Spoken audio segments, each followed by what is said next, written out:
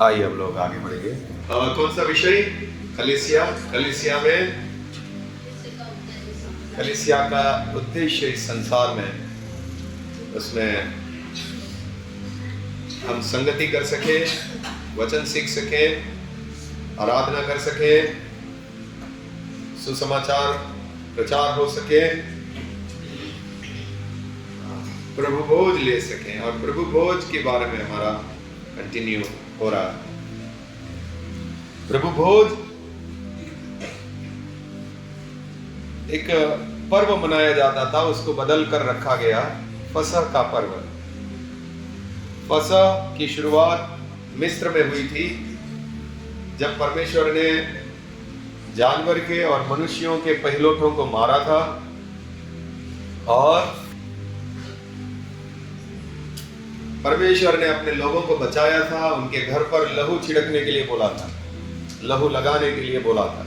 जिस घर में लहू होगा वो घर छोड़ दिया जाएगा। तो ये प्रभु भोज का ही परछाई था। हमने देखा कई सारी बातें फसह की और नए नियम का क्रूस को जब भी मैच करते हैं तो बहुत सारी बातें उसमें मिलती है। हमने इस बात को पिछले दिनों में देख रहे थे कि लहू परमेश्वर ने क्यों रखा। लहू में जीवन होता है। एक व्यक्ति का लहू शरीर से निकाल दे तो वो व्यक्ति मर जाता है। तो एक पापी को सजा है मौत की, उसकी जगह पे एक व्यक्ति का लहू लेकर, या एक जानवर का पहले लहू लिया जाता था, उसकी जगह पे कोई मरा है उस बात को बताता था। और लहू को लेकर हमने बहुत सारी बातें देखी है। लहू के द्वारा छुटकारा, लहू के द्वारा परमेश्वर की उपस्थिति में प्रवेश, लहू बात करता है, आखिरी में हमने देखा था। अब हम आगे बढ़ते हैं। अभी हम जाते हैं निर्गमन 12:15 से 20। फसह के समय में एक और त्योहार मनाया जाता था जो कि कलीसिया से जुड़ा हुआ बातें हैं। निर्गमन 12:15 से 20। 7 दिन तक अखमीरी रोटी खाया करना। ओके। 14वें दिन, महीने के 14वें दिन ये त्योहार मनाया जाता था जिसको फसह बोलते हैं। पर फसह के 15वें दिन से 21वें दिन तक एक त्योहार मनाते थे, उनको अखमीरी रोटी का त्योहार बोलते थे। हाँ, उसमें क्या होता था वो आगे हम देखते हैं। शुरू से पढ़िए। 7 दिन तक अखमीरी रोटी खाया करना। 7 दिन तक क्या करना है? रोटी खाना है, लेकिन कैसी? अखमीरी रोटी। आगे। उनमें से पहले ही दिन अपने अपने घर में से खमीर हटा देना। खमीर नहीं रहना चाहिए। खमीर क्या होता है? जो चीज को फुलाता है, जैसे कि इडली बनाने के समय डालते हैं जिसको सोडा, ब्रेड बनाने के लिए, पाव बनाने के लिए जो डाला जाता है वो खमीर है। तो जो अंदर जाता है वो फूलता है, जिससे खाने को फुला दिया जाता है। यहाँ पे बोल रहे हैं कि पहले ही दिन, 7 दिन तक आपको अखमीरी रोटी का त्योहार मनाना है। और पहले ही दिन से ये सोडा या ये जो चीज फुलाती है वो तुम्हारे घर में नहीं होना चाहिए। हाँ, आगे। जो कोई पहले दिन से लेकर 7वें दिन तक कोई खमीरी वस्तु खाए, सोडा मिलाया हुआ, खमीर मिलाया हुआ कोई भी वस्तु खाए 7 दिन तक, हाँ, वह प्राणी इस्राएलियों में से नष्ट किया जाएगा। उसको मार डालना। तुम्हारे घर में खमीर नहीं होना चाहिए। किसी को खमीर का कोई ब्रेड नहीं खानी है, कोई इडली नहीं खानी, कोई इस तरह का जो भी चीज के अंदर खमीर है उसको नहीं खाना। हाँ, आगे। पहले दिन एक पवित्र सभा और 7वें दिन भी एक पवित्र सभा करना। हाँ, 15वें दिन और 21वें दिन एक पवित्र सभा, एक मीटिंग होना चाहिए जहां पे प्रभु की स्तुति गाई जाएगी वगैरह। पवित्र सभा होगी। आगे। उन दोनों दिनों में कोई भी काम ना किया जाए। ये 2 दिन कोई काम नहीं करना है। 15वें दिन और 21वें दिन सबत होगा। हाँ, केवल जिस प्राणी का जो खाना हो उसके काम करने की आज्ञा है। हाँ, ओके। यानी कि जो पशु मारेंगे उसको खाना खाने का ही काम करना है और कुछ काम नहीं करना। आगे। इसीलिए तुम बिना खमीर की रोटी का पर्व मनाना, क्योंकि उसी दिन मानो मैंने तुमको दल दल करके मिस्र देश से निकाला है।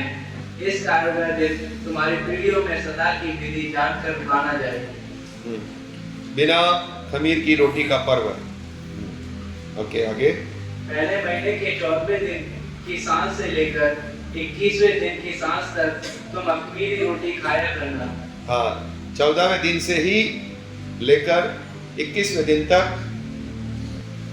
खमीर ना हो ऐसी रोटी खाना है। आगे। 7 दिन तक तुम्हारे घरों में कुछ भी खमीर ना रहे, पर जो कोई किसी खमीर वस्तु को खाए, चाहे वह देसी हो चाहे परदेसी, वह प्राणी इजरायलियों की मंडली से नष्ट किया जाएगा। मार डालना है उसको, चाहे वापस बोला जा रहा है, चाहे वो इस्राएल का हो चाहे बाहर का हो। अगर इस्राएल के अंदर रह रहा है, उसने खमीर खाया तो उसको मार डालना है। हाँ, इतना गंभीरता खमीर को लेकर। हाँ, आगे।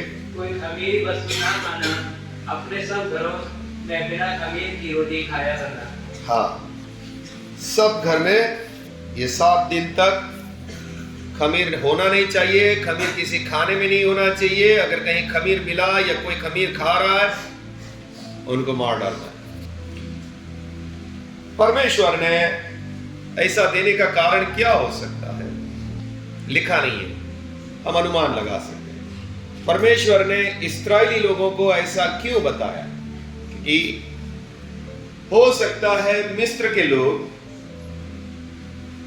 अपनी रोटी में ये खमीर मिलाकर खाते थे पर्व के समय। माफ करें, जब भी उनको मिस्र से छुड़ाया गया था, उस पहला त्योहार तो उसी समय मनाया गया बिना खमीर का। तो मिस्र से छुटकारे के बारे में ये बात उनके मन में रहे। मिस्र में लोग खमीर वाली रोटी खाते होंगे, मतलब अब हम मिस्र से अलग किए गए हैं, अब हम मिस्र के नहीं हैं, अब हमको एक नया देश परमेश्वर ने बनाया है। इस्राएल देश वहीं से बनना शुरू हुआ। पहले वो लोग मिस्र में थे, मिस्र के साथ मिले जुले हुए थे, लेकिन अब हमारी रोटी अलग है। अब हम मिस्र जैसा नहीं जिएंगे, अब हम मिस्र के साथ मिले जुले नहीं हैं। अब हमारा एक अलग देश है, अब हमें अलग नियम दिए गए हैं, अब हमें अलग आज्ञाएं दी गई है, अब हमें अलग जीवन जीने का तरीका दिया गया। उस बात को याद करने के लिए, याद रखने के लिए ऐसा किया हो, ऐसा हो सकता है, क्योंकि परमेश्वर ने यह नहीं बताया था कि मैं खमीर खाने से तुमको क्यों मना कर रहा हूं। तो इस्राएलियों के लिए इस बात की यादगारी होगी कि हम लोगों को मिस्र से अलग किया था, हमें अब मिस्र के साथ मिला जुला नहीं रहना है। परमेश्वर ने बलिदानों में भी, जो यहोवा परमेश्वर के लिए आराधना करने के लिए जो बलिदान रखे थे, उसमें भी बोला था कि आप लोगों को खमीर नहीं डालना है। वहां पे भी रोटियां, अन्न बलि चढ़ाई जाती थी, उसमें भी खमीर नहीं होना चाहिए था। उसके लिए देखते हैं लेवी व्यवस्था 2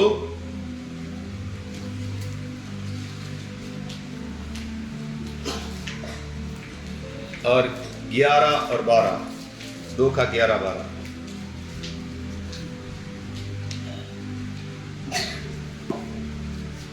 कोई अन्न बलि जिसे तुम यहोवा के लिए चढ़ाओ, खमीर मिलाकर बनाया ना जाए। हाँ, अन्न बलि, उसमें खमीर नहीं होना चाहिए। हाँ, आगे। तुम कभी हवन में यहोवा के लिए खमीर और मधु ना जलाना। ये बात इतना गंभीर क्यों रखा गया?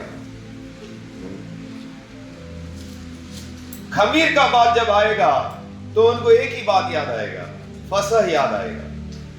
उनको मिस्र की गुलामी से हमको छुटकारा मिला था, यही बात याद आएगा। खमीर नहीं खाना है, खमीर नहीं दिखना चाहिए। क्यों नहीं दिखना चाहिए? उसको कहानी सीधी याद आएगी मिस्र की, जहां से मिस्र से उनको छुड़ाया गया। तो बलिदानों में अन्न बलि चढ़ाई जाती थी, आटा लेकर आना था, उनकी पूड़ियां बनाते थे, तंदूर में पकाकर रोटियां लेकर आते थे, उनको हवन करते थे, यानी जो वेदी होती थी उसके ऊपर जलाते थे। तो उसमें वो रोटी में खमीर नहीं होना चाहिए, खमीर और मधु नहीं होना चाहिए। हाँ, बार गया है। तुम इनको पहली उपज का चढ़ावा करके यहोवा के लिए चढ़ाना, फल के सुखदायक सुगंध के लिए वेदी पर चढ़ाई ना जाए। आराधना का जो बात होता था वेदी पर चढ़ाने के लिए, वेदी में जलाने के समय खमीर नहीं होना चाहिए। हाँ, लेकिन कुछ बलिदानों में परमेश्वर ने अनुमति दी थी, लेकिन वो बलिदान वेदी पर चढ़ाने के नहीं थे। देखिए ले व्यवस्था 7 उसका 13।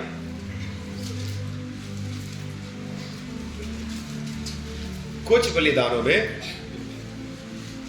चढ़ाना था, लेकिन वो वेदी पर नहीं जलाना था। हाँ, उसको प्रभु ग्रहण करेगा। 7 का 13 पढ़ी। और मैंने अपने धन्यवाद मारे मेल बलि के साथ खमीरी रोटी भी चढ़ाई। कैसी रोटी चढ़ाए? खमीर। इसमें खमीर डालना है।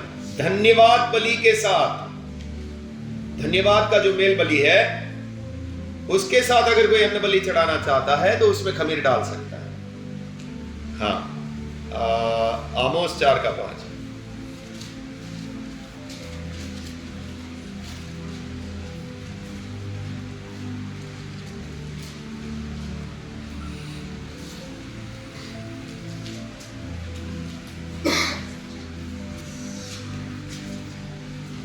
धन्यवाद बलि खमीर मिलाकर चढ़ाओ, और आपने स्वेच्छा बलियों की धन्यवाद बलि कैसे चढ़ाओ? खमीर मिलाकर चढ़ाओ। हाँ, धन्यवाद बलि खमीर मिलाकर चढ़ाओ। ओके, परमेश्वर ने फसह के समय में 7 दिन का त्योहार मनाने के लिए बोला, और उसमें 7 दिन में घर में खमीर नहीं मिलना चाहिए। खमीर का दूसरा शब्द क्या बोल सकते हैं? सोडा, जो ब्रेड वगैरह में डालते हैं फुलाने के लिए। हमारा गुजराती लोग ढोकला खाते हैं, वो ढोकला में डालते हैं जिससे ढोकला फूल जाता है, और वो खुद भी लोग भी ढोकला जैसे हो जाते हैं गुजराती लोग। हाँ, तो सोडा वो नहीं होना चाहिए था। रोटी के अंदर नहीं डालना चाहिए था। वो तंदूरी रोटी आप लोग ने देखा होगा, वो फुली हुई रहती है जिसमें सोडा डालते हैं। वो रोटी एकदम जाड़ी जाड़ी रहती है, कई सारे वो मुसलमान के रेस्टोरेंट में मिलती है। हाँ, इतनी मोटी मोटी रहती है, तो क्योंकि उसके अंदर सोडा डाला है, फुलाई हुई है। तो ऐसी रोटी 7 दिन तक नहीं खाना था। हमारे लिए नए नियम में इसका क्या मतलब है? क्योंकि नए नियम में खमीर को बताया गया है खमीर किसकी निशानी है। इस्राएलियों के लिए उसको इसकी समझ नहीं थी, लेकिन नए नियम में हमें बताया गया है कि खमीर किसकी निशानी है। आइए हम जाते हैं पहला कुरिन्थियों 5 उसका 6 से 8। तुम्हारा घमंड करना अच्छा नहीं, क्या तुम नहीं जानते कि थोड़ा सा खमीर पूरे गुदे हुए आटे को खमीर कर देता है? थोड़ा सा खमीर, थोड़ा सा ही डालते हैं वो खमीर। आटा इतना सारा रहता है, खमीर इतना सा रहता है, और जैसे ही वो डालते हैं वो पूरा आटे में मिल जाता है। पूरा आटा को फुला के इतना बड़ा कर देता है, इतना आटा को इतना कर देता है। यहाँ पे क्या बोल रहे हैं? वापस पढ़ो। तुम्हारा घमंड करना अच्छा नहीं, क्या तुम नहीं जानते कि थोड़ा सा खमीर पूरे गुदे हुए आटे को खमीर कर देता है? हाँ, पुराना खमीर निकाल कर अपने आप को शुद्ध करो। पुराना खमीर निकाल दो, अपने आप को शुद्ध करो, पौलुस बोल रहे हैं। हाँ, तो किस बात के लिए पौलुस बता रहे हैं? पुराना खमीर क्या है? आगे कि नया गुदा हुआ आटा बन जाओ, ताकि तुम अख़मीरी रोटी हो, क्योंकि हमारा भी फसह जो मसीह है बलिदान हुआ है। हमारा फसह मसीह है जो बलिदान हुआ है। आगे इसीलिए आओ हम उत्सव में आनंद मनावे, ना तो पुराने खमीर से। हाँ, पुराना खमीर से नहीं। और वो पुराना खमीर क्या है? देखिए, और ना बुराई और दुष्टता के खमीर से। क्या क्या खमीर किसको बोलता है? बुराई और दुष्टता को हटाना है। आगे, परंतु सीधाई और सच्चाई की अख़मीरी रोटी से। अख़मीरी रोटी को क्या बोला गया? सच्चाई और सीधाई। नए नियम में हमें बताया गया है कि जो खमीर है वो बुराई और दुष्टता का प्रतीक है। नए नियम के विश्वासी को बोला गया है पुराना खमीर दूर करो, बुराई को, दुष्टता को हटाओ और कैसा जीवन जियो? अखमीरी रोटी का त्योहार मनाओ, यानी सच्चाई और सीधाई का।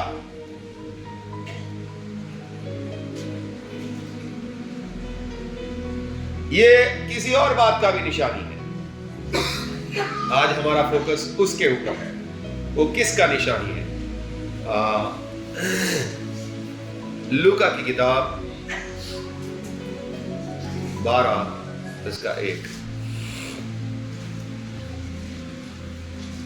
इतने में जब हजारों की भीड़ लग गई, यहाँ तक कि वे एक दूसरे पर गिरे पड़ते थे। लूका 12 का 1 पढ़ रहे हैं।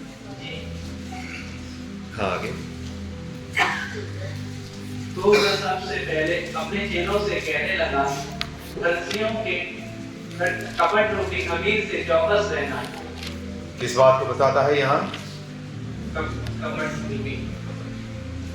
प्रभु यीशु मसीह अपने चेलों को बोल रहे हैं, ये फरीसी लोगों के खमीर से सावधान रहना। लेकिन उनका कौन सा खमीर बोला? कपट। आज मैं चाहता हूं कपट के बारे में बताएं। कपट क्या होता है? कपट रूपी खमीर से दूर रहें। ये थोड़ा सा कपट तुम्हारे अंदर आ जाएगा, या फरीसी लोगों की जैसी जीवन थोड़ा सा तुम्हारे अंदर आ जाएगा, ये क्या करेगा? ये फैलेगा। तुम फरीसी जैसा बन जाओगे, कपटी बन जाओगे। तो फरीसी लोगों का देखकर तुम जीवन ना जीना। वो जैसा जीवन जीना चाहते हैं ऐसा जीवन जीने की कोशिश नहीं करना, नहीं तो तुम्हारे अंदर फैल जाएगा और तुम भी एक कपटी बन जाओगे।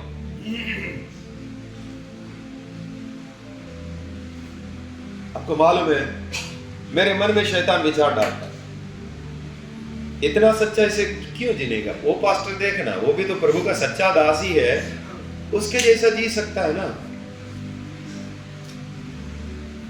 ऐसा भी चलता है, ऐसा भी कर सकते हैं, इतना सच्चाई से क्यों जीने का? अगर मैं वैसा जीने जाऊंगा जो विचार मेरे अंदर डाला जा रहा है, मैं कपटी बन जाऊंगा, क्योंकि वो पूर्ण सच्चाई से नहीं जी रहा है, उसमें दिखावा है। वो ऐसा दिखावा करके जी रहा है कि मैं सच्चा हूं, लेकिन वो सच्चा नहीं है। कपट का मुख्य बात क्या है मालूम है? आप दिखा रहे हो कि आप जो हो अच्छे हो, लेकिन आप बुरे हो, वो है कपटी। आप दिखा रहे हैं कि आप अच्छे हैं, आपने अब बहरूपिये हैं, आपने आगे एक अलग तरीके का मास्क लगाया हुआ है। अभी वो बच्चे मास्क लेकर आते हैं ना, शेर का, चीते का मास्क पहनते हैं, लेकिन असल में वो है नहीं, उसके पीछे कुछ और है। वो होता है कपट।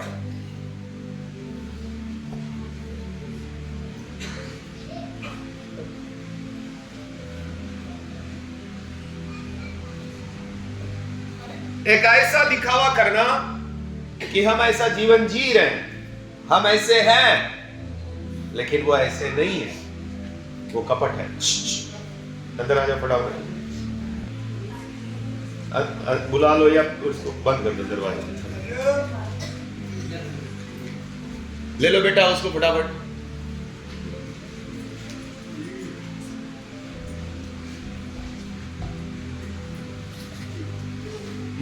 मत्ती 23 का 28।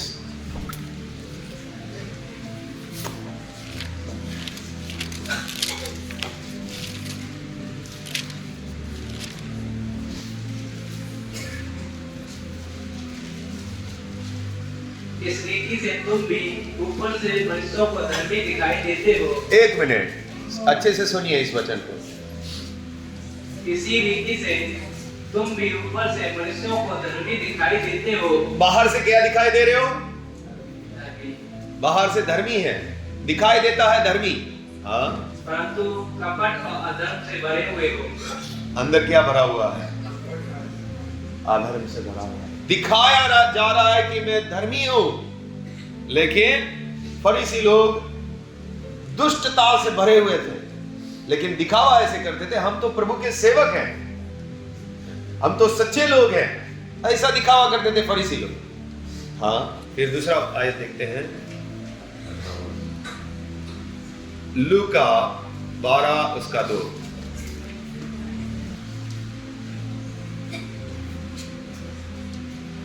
कुछ ढका नहीं जो खोला न जाएगा, और कुछ छिपा है जो जाना न जाएगा। 12 का 1-2 पढ़िए। इतने में जब हजारों की भीड़ लग गई, यहाँ तक कि वे एक दूसरे पर गिरे पड़े थे, तो वह सबसे पहले अपने चेलों से कहने लगा, फरीसियों के कपट रूपी खमीर से चौकस रहना। हाँ, कुछ ढका नहीं जो खोला न जाएगा। हाँ, कुछ छुप नहीं पाएगा। हाँ, आगे। और न कुछ छिपा है जो जाना न जाएगा। हाँ,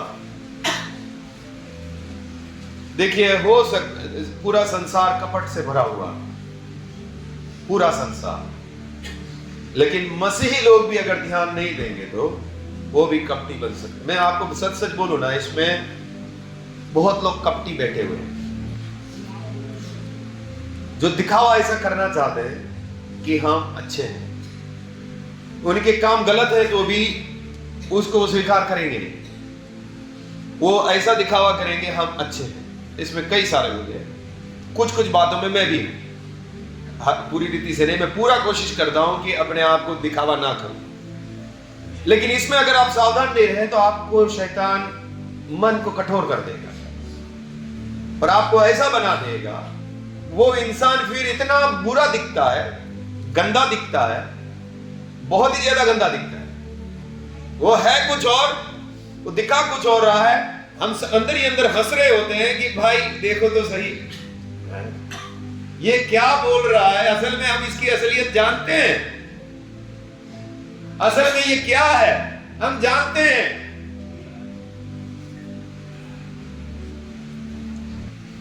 एक विश्वासी भी ऐसा कपट में फंस गया। देखो गलातियों 2 का 13।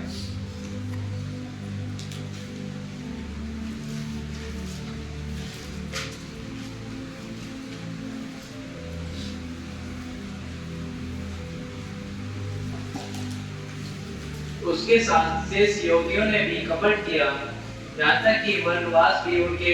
बरनबास परमेश्वर का दास है।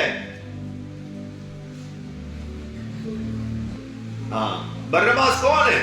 पौलुस के साथ का साथी है, भयानक योद्धा है। बरनबास ने किया, बरनबास भी उनके कपट में पड़ गया। बरनबास भी कपट में पड़ गया, वो भी कपटी बन गया थोड़े समय के लिए।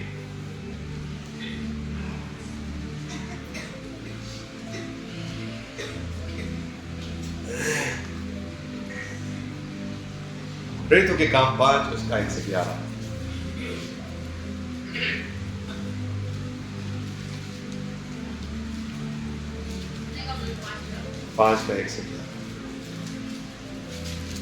एक परमेश्वर के दास है। देखिए हम लोग कैसे फंस जाते हैं। उन्होंने एक मैसेज बनाया कि हमें सुसमाचार प्रचार करना,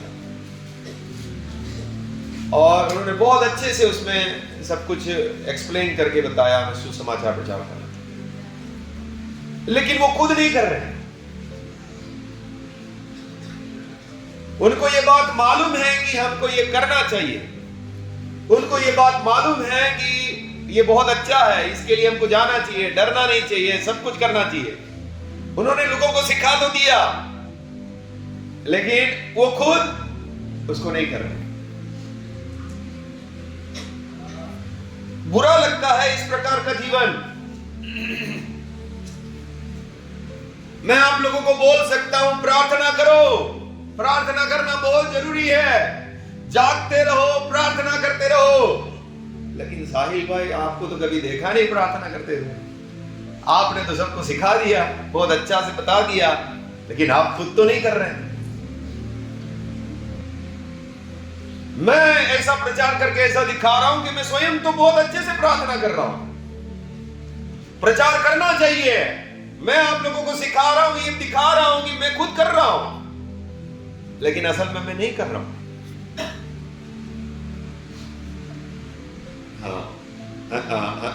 पढ़िए 5 का 1 से 11। हनन्याह नामक एक मनुष्य, हनन्याह और सफीरा, देखिए ये लोग कपटी, देखो कैसे हैं। हाँ, हनन्याह नामक एक मनुष्य और उसकी पत्नी सफीरा ने कुछ भूमि बेची और उसके दाम में से कुछ रख छोड़ा। हाँ, जमीन बेची और उसके दाम में से कुछ रख छोड़ा। उसका पैसा, उस समय में क्या हो रहा था, सब लोग, कलीसिया के लोग, सब लोगों को क्या करते थे, जो गरीब थे, जिनके पास ज्यादा जमीन होती थी, वो पैसे लेकर आते थे और बोलते थे ये जमीन हम देना चाहते हैं और इसका 5 लाख रुपया आया है, तो जो अपने कलीसिया में गरीब हैं उनको भी घर मिल जाए, उनको भी बांट दो, ऐसा करके दे देते थे। तो हनन्याह सफीरा ने जमीन बेची और जमीन के आए 5 लाख रुपया और रख लिए 2.5 लाख अंदर। 2.5 लाख उनको बोल रहे ये है हमारी जमीन का पैसा, और दिखावा क्या कर रहे हैं, अभी लेकर आए हैं, 2.5 लाख रुपया आया है, ये ले लो। लेकिन जबकि आया था कितना, 5 लाख, 2.5 लाख उनकी जेब में है। हाँ, फिर और यह बात उसकी पत्नी भी जानती थी और उसका एक भाग लेकर प्रेतों के पांव के आगे रख दिया। उसमें से थोड़ा पैसा ही रखा और दिखावा क्या कर रहे हैं, जमीन का पूरा पैसा हम लाकर आपको दे दिए हैं। आगे पतरस ने कहा, हे हनन्याह, शैतान ने तेरे मन में यह बात क्यों डाली कि तू पवित्र आत्मा से झूठ बोले और भूमि के दाम में से कुछ रख छोड़े। जब तक वह तेरे पास रही, क्या तेरी ना थी? तू ऐसा दिखावा क्यों करना चाहता है, तू ना भी देता तो भी चलता था। हाँ, तू ऐसा दिखावा क्यों करना चाहता है कि जबकि तूने, या तो तू बेचता ही नहीं, तू ऐसा दिखावा क्यों करना चाहता है कि हमने सब पैसा दे दिया, जबकि तूने नहीं दिया है पूरा पैसा, तू परमेश्वर से झूठ बोल रहा है। आगे, जब तक वह तेरे पास रही, क्या तेरी ना थी? और जब बिक गई तो क्या तेरे बस में ना थी? हाँ, बिक जाने के बाद भी सब पैसा तू रख सकता था। हाँ, आगे, तूने यह बात अपने मन में क्यों विचारी? तू मनुष्यों से नहीं परंतु परमेश्वर से झूठ बोला है। किससे झूठ बोला तू, किसके सामने दिखावा किया तू?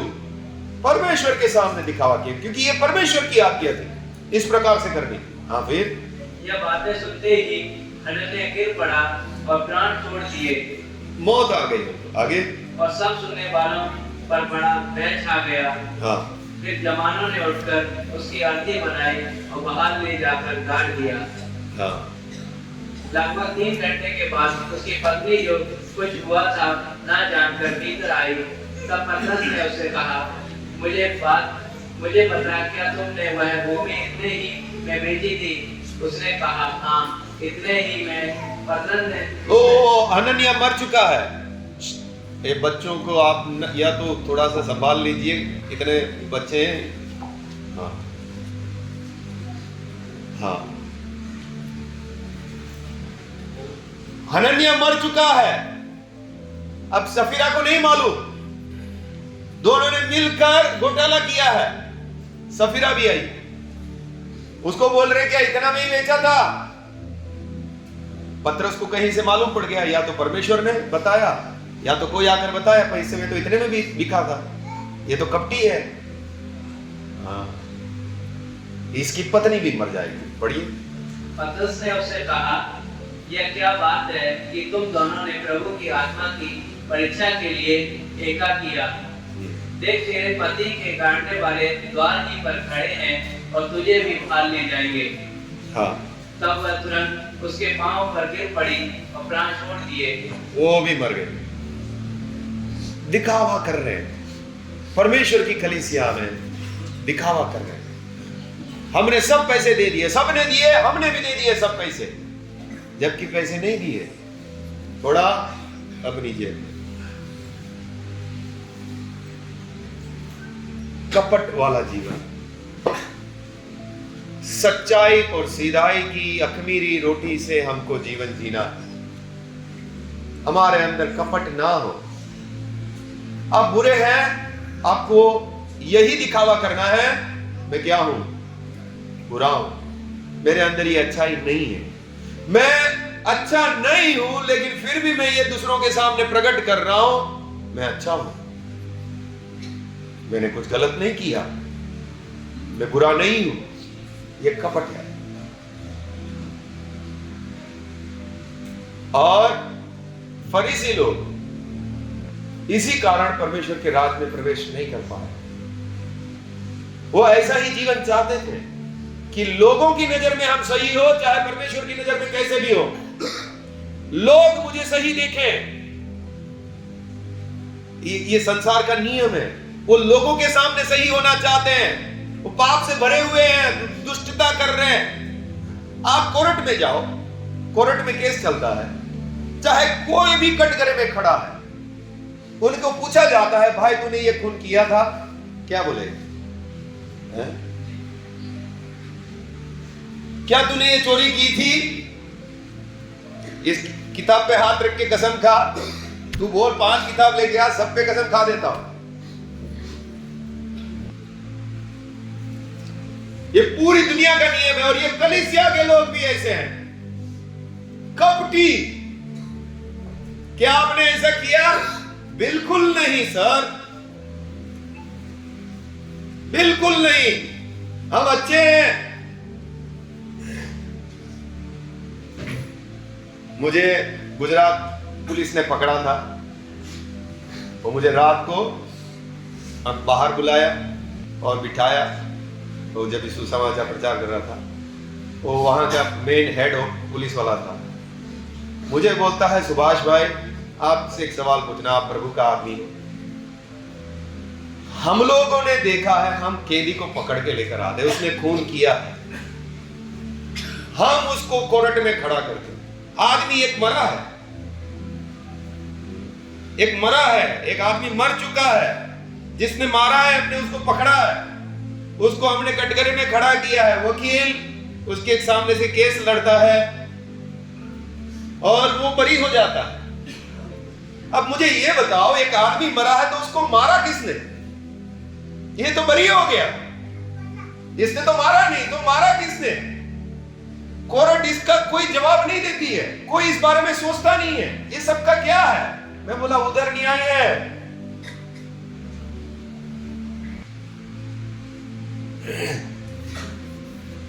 उधर न्याय है, उधर किसी की नहीं चलेगी।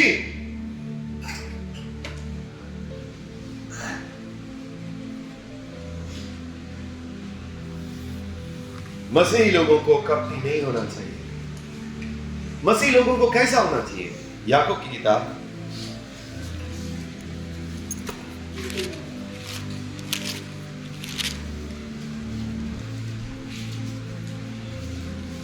5:16।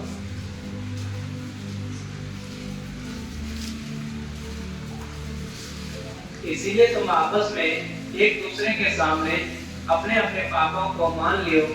क्या करो? अपने अपने पापों को मान लो।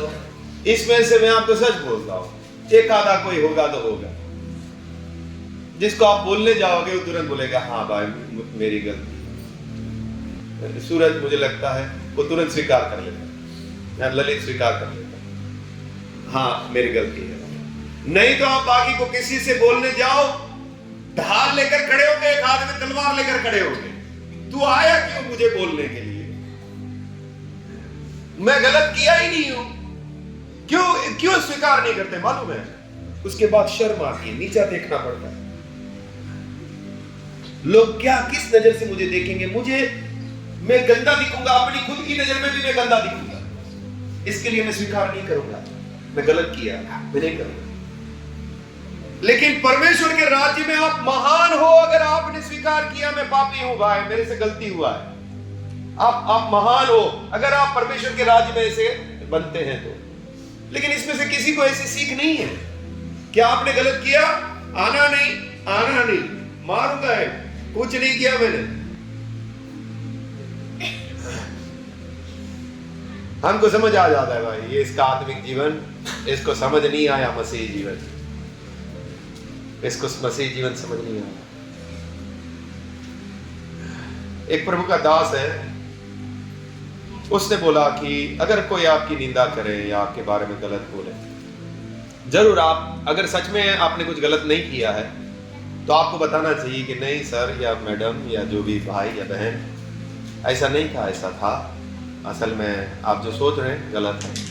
लेकिन अगर आपने सच में कुछ गलत किया है और अगर आपको कोई कुछ बोलता है तो आपको उसको सिर्फ स्वीकार नहीं करना चाहिए, उसको ये भी बोलना चाहिए आपकी बात सच है, इसके अलावा मेरे अंदर ये भी पाप है भाई, मेरे अंदर इतना भी, मैं बहुत गंदा इंसान, आपने जो बोला है वो सच है और मेरे अंदर ये गलती भी है, ये भी गलती, उसको 2-3 गलती अपनी और बता दो। ये महानता है। हम लोग पापी लोग हैं, सुनिए आप लोग, हम लोग पापी लोग हैं, परमेश्वर जानता है, कलीसिया जानती है, पास्टर जानता है, लेकिन अगर आप छुपाना चाहते हो, कपटी बनकर रहना चाहते हो, मैं नहीं, मैं पवित्र हूं, स्वर्गदूत हूं, मैं स्वर्गदूत हूं, मेरे अंदर कोई गलती नहीं, वो बहुत गंदा दिखता है क्योंकि आप वो शर्म लेना नहीं चाहते। अगर आप वो शर्म लेते हैं ना, आपका मन टूट जाएगा, अब पीसा हुआ हो जाएगा। हम लोग सेवकों का मीटिंग करते हैं, उसमें हम अपने अपने पाप बताते हैं ताकि हम लोग में सब कोई सावधान रहे। मैं भी अपना पाप बताता हूं। कई बार मेरे अंदर आता है नहीं बताना है भाई, लोग क्या सोचेंगे, क्या बोलेंगे, ऐसा शर्म आने लगता है मुझे। मैंने देखा है सब लोग अच्छे से नहीं बताते, सब लोग छुपा देते। संगीता सिस्टर अच्छे से बता देती है, बाकी सब लोग अच्छे से नहीं बता रहे अपने अपने पापों को, अच्छे से अपने बातों को रखना नहीं चाहते। सेवक लोगों का मीटिंग में भी ये झमेला है, दानी भी अच्छे से बता देते हैं, मनीषा बेन भी थोड़ा मुझे लगता है ठीक है उसमें। मैं गंदा हूं भाई, देख लो मैं गंदा हूं, आप लोगों ने नहीं देखा लेकिन मैं खुद बता रहा हूं, मैं गंदा हूं, मेरे से पाप हो रहा है, ताकि मैं फंस न जाऊं, ताकि मैं, अभी बाबू गिर गया, व्यभिचार में गिरा है बाबू, क्योंकि उसने अपना जीवन दूसरों के सामने नहीं रखा हुआ है। अगर वो लोगों को बोलता रहता बार बार मुझे इसमें परीक्षा हो रही है, मुझे मेरे अंदर ऐसे ऐसे पाप आ रहे हैं, तो वो नहीं गिरता था। कपट, एक विश्वासी को मैं पापी हूं, है तो है। मैं प्रभु को बोलता हूं कई बार मुझे सेवक नहीं बनना है, प्रभु मेरे अंदर इतना पाप आ रहा है, मेरे को ये बुरा लग रहा है, मैं योग्य नहीं हूं इस काम के, मेरे अंदर लालच आ रहा है, मेरे अंदर ऐसे विचार आ रहा है, मुझे नहीं करना ये सेवा, तूने मुझे क्यों चुना ये सेवा करने के लिए। ये दिखावा करने के लिए नहीं बोलता हूं, मैं सच में बोलता हूं परमेश्वर को, मेरे को इसमें से किसी और को खड़ा कर दे इधर, मुझे नहीं करना है ये सेवा, मुझे शर्म आती है, मेरे से होता नहीं है। परमेश्वर के दासों को मैं देखता हूं, इतना पवित्रता से जिए वो लोग, इतना सच्चाई से खड़े रहे वो लोग, मेरे से इतना सच्चाई से नहीं हो रहा है प्रभु, और शर्म आती है मुझे, कई बार शर्म आती है, क्योंकि मैं कपटी बनना नहीं चाहता हूं, मैं कपटी बनना नहीं चाहता हूं, बहुत गंदा दिखता है। आपको सीधी सी बात मैं आपको बोल रहा हूं, आप लोगों ने साहिल भाई के अंदर कुछ देखा, अगर आपने साहिल भाई के बारे में उससे डिस्कशन किया और साहिल भाई ये दिखावा कर रहा है कि नहीं वो चीज मेरे अंदर नहीं है, वो कैसा लगे? आपकी नजर में मैं गिर जाऊंगा, आपकी नजर में मैं गिर जाऊंगा। साहिल भाई ऐसा है फिर भी अपने आप को छुपाना चाहता है, मैं ऐसा कभी नहीं चाहता। मैं कबूल करता हूं, लोग गवाही दे सकते हैं मेरे बारे में, मैं अपने पाप को नहीं छुपा सकता, मैं उसको कबूल करता हूं, हाँ मेरे अंदर ये चीजें हैं। मैं चाहता हूं कि सबको मालूम पड़े, उसके गीत गाओ, साहिल ऐसा, सबको बताओ, पूरे खुले आम बताओ, उसकी चर्चा करो, क्योंकि कोई भी बात छुपी हुई है परमेश्वर जानता है, मैं दिखावा कर रहा हूं उसका। कपट कपट कपट कपट आपको कठोर कर देगा। हाँ देखिए, अंधा कर देगा। मत्ती 23, 26 से 27। अभी पेरुमल भाई वगैरह को बुलाया था घर पे, उनके सामने बातें रखी, वो बोल रहे हैं भाई हाँ हम लोग गलत है, लेकिन अब तक क्या कर कैसे रख के बैठे हुए हैं? हाँ, बंद करके बैठे हुए हैं, है गलत लेकिन स्वीकार नहीं कर पा रहे, सही नहीं कर पा रहे। एलिजाबेथ को बोला,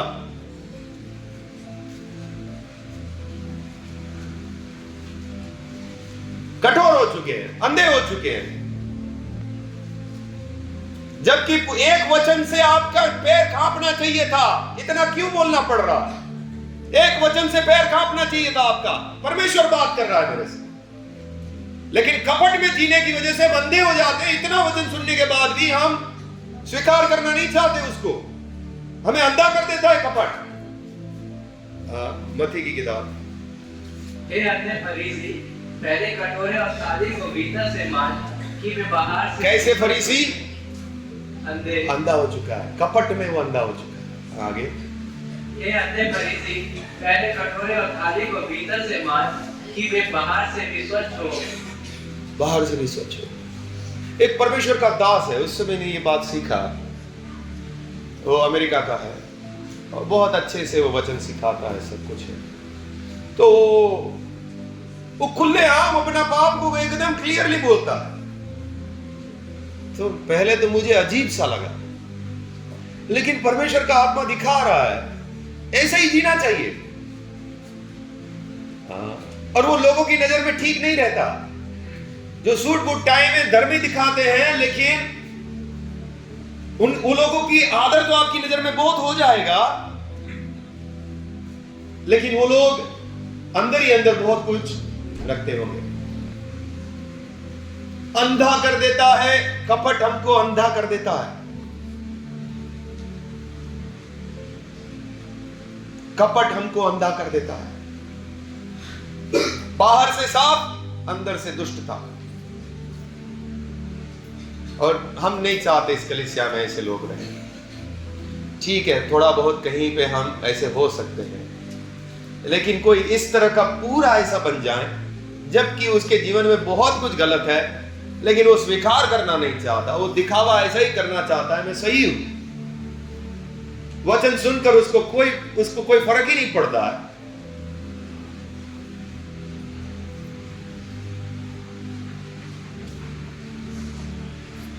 इससे बचने के लिए हम क्या करें?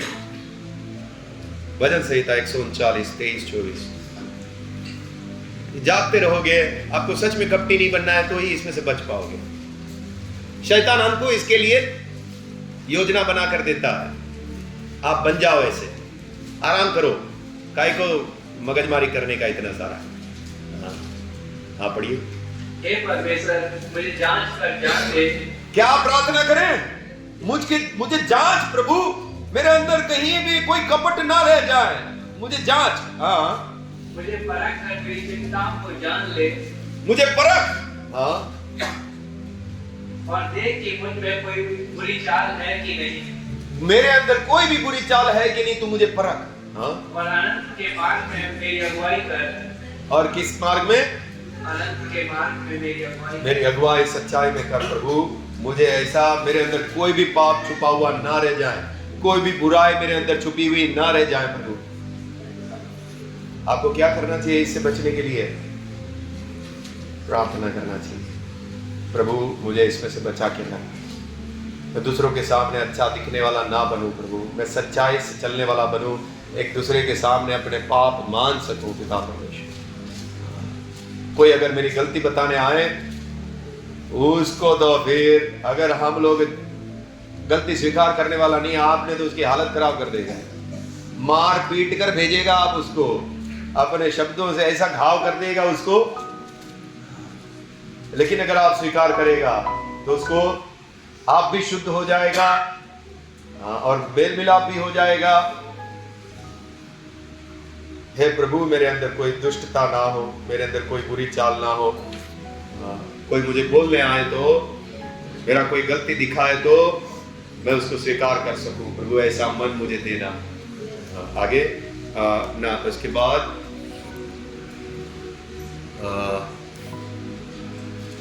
एक मिनट, कहाँ चले गए? हाँ, नीति वचन 28-13। जैसे ही आपको मालूम पड़ता है आपको पश्चाताप करना चाहिए। मेरे अंदर कपट आया हुआ है, आपको क्या करना चाहिए? पश्चाताप तो करते हैं क्या? मुझे नहीं लगता इसमें से कोई करता है। हाँ, मैं कपटी हूँ प्रभु, अब मुझे पश्चाताप करना है, मुझे सच्चा सीधाई और सच्चाई की अखमीरी रोटी से मुझे जीना है, मुझे सहायता कर।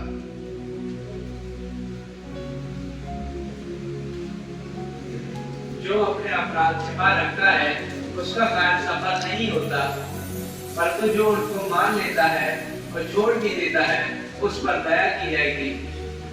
अपना पाप मान लेता है, छोड़ देता है, उस पर दया की जाएगी। जो मानेगा हाँ प्रभु मेरा जीवन मैं जैसा दिखा रहा हूं वैसा नहीं है, मेरे अंदर बुराई भरी हुई है, लोग नहीं जानते, लोगों की नजर में तो मैं बहुत अच्छा बन के रह रहा हूं।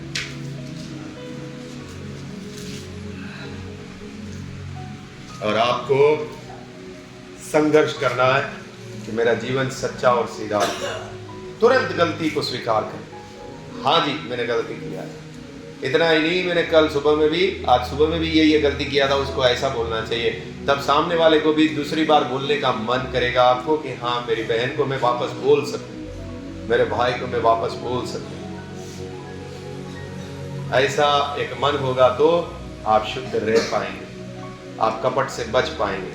नहीं तो दुनिया की नजर में तो ऐसा होगा, भाई वो भाई साहब तो बहुत अच्छा है, वो तो भाई उसमें तो एक भी गलती नहीं, वो तो बहुत मस्त है। लेकिन जब आपको मालूम पड़ेगा अचानक से कभी कि इसके अंदर ये चीजें भी है, तब कितना आपको दुख लगेगा। भाई ये व्यक्ति तो इतना दिखावा कर रहा था कि इसके अंदर तो अच्छाइयां भरी है, लेकिन असल में अंदर था सब कुछ बुराइयां। आपको अंधा कर देगा। ऐसा व्यक्ति अगर ठीक है, थोड़ा बहुत हम लोग सामान्य स्वभाव में ठीक है, लेकिन अगर पूरा हमारा दिखावे का जीवन है तो आप प्रभु के राज में प्रवेश नहीं कर पाएंगे। गुप्त पाप है लेकिन आप दिखा रहे हैं कि हम अच्छे हैं, आप प्रभु के राज में प्रवेश नहीं कर पाएंगे। एक दूसरे के सामने अपने पापों को कबूल करें। कहीं कोई आप गलत कर रहे हैं, मास्टर को बताएं, गंभीर लोगों को बताएं, ताकि आपका जीवन सच्चा और सीधा हो। मुख्य बात हमारे जीवन में क्या हो? हमारा जीवन सच्चा और सीधा हो। हाँ, सच्चाई और सीधाई की अखमीरी रोटी से हमको जीना है मसीह लोगों। बाहर के संसार के लोग अगर कपटी जीवन जी रहे, हम भी ऐसा जिएंगे, उसमें और हम में क्या फर्क है? हम तो पश्चाताप किए हुए लोग हैं ना। हमको तो ऐसा जीवन नहीं होना चाहिए था कपटी वाला। हमने तो पाप छोड़ा है, हमने तो कबूल किया है कि मैं पापी हूं। तो अब कबूल करने में क्या तकलीफ हो रही है तुमको? अभी भी मैं पापी हूं, अभी भी मेरे से गलती हो रही है, अब कबूल करने में क्या तकलीफ हो रही है तुम लोगों को? हाँ मेरे से गलती हुआ, हाँ मेरे अंदर अभी भी पापी स्वभाव है, मुझे क्षमा करो। नम्रता और दीनता से चलोगे तो परमेश्वर को भी आप प्रसन्न कर पाओगे। ठीक है, प्रार्थना करें अपने जीवन के लिए। अगर किसी को लगता है मैं कपटी हूं, मुझे सही होना है, प्रार्थना करें।